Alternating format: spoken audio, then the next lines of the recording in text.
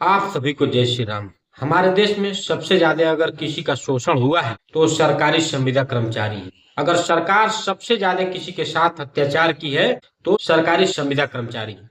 क्यों? जो कर्मचारी 5,000 7,000 में लगा था उसका 10 साल बाद 2,000 1,000 रुपए बढ़ जाता है। 10 साल 5 साल में 1,000 2,000 रुपए बढ़ा देंगे। उसको उसी पर काम करना है, जो कि हमारा संविधान बोलता है कि समान काम का समान वेतन देना है हर कर्मचारी को। हमारा सुप्रीम कोर्ट का ऑर्डर है, सुप्रीम कोर्ट का बकायदा ये जजमेंट है। नेता लोग अपना पेमेंट तो 10 गुना बढ़ा लिए। मतलब नेता के बाल बच्चे परिवार घर है, इनका खर्च है।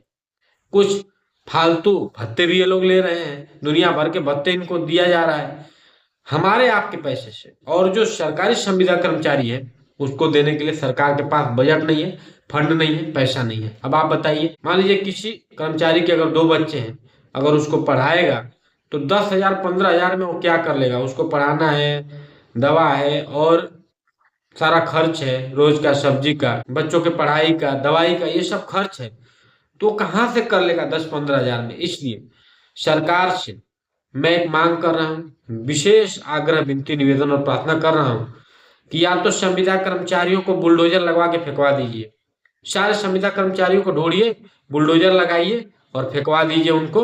एक ही बार गंगा में, सरजू में, कोई पवित्र दिन, पवित्र नदी में उनको एक ही साथ पंच तत्व में विलीन कर दीजिए। नहीं तो समान काम का समान वेतन उनको भी दीजिए, उनको भी उनका अधिकार और हक दीजिए।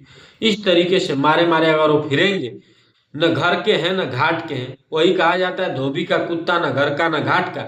वही सरकारी कर्मचारियों का हाल है।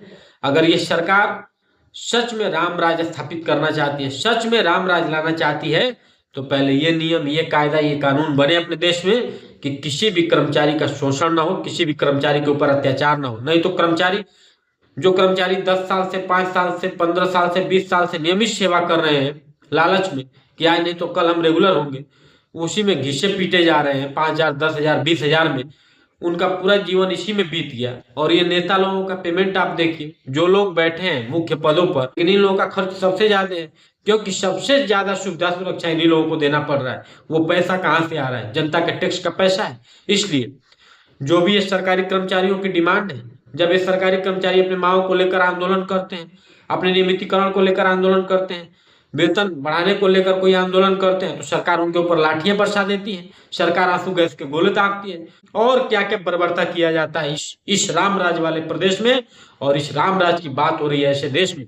इसलिए आज सरकारी कर्मचारियों का जो हाल है, जितना नेताजी के जूते चप्पल का खर्च है महीने का, पॉलिश का, जितना उनके टॉयलेट क्लीनर का खर्च है, जितना उनके बाथरूम में, टॉयलेट में, और जितना उनके जूते चप्पल में खर्च आ रहा है, उससे बहुत कम पैसा इन कर्मचारियों को दिया जा रहा है। क्या इतना भी अधिकार नहीं है? क्या यहाँ पर किसी को संविधान नहीं दिखाई देता है? क्या यहाँ पर किसी को अभिव्यक्ति की आजादी नहीं दिखाई देती है? इसलिए मैं सरकार से मांग कर रहा हूँ, जितने भी संविदा कर्मचारी हैं उनको समान काम का समान वेतन दिया जाए। जब हमारा संविधान बोल रहा है, जब हमारा सुप्रीम कोर्ट बोल रहा है, तो उनको समान काम का समान वेतन मिलना ही चाहिए। इनके ऊपर बर्बरता, इनके ऊपर अत्याचार, इनका शोषण अब बंद होना चाहिए।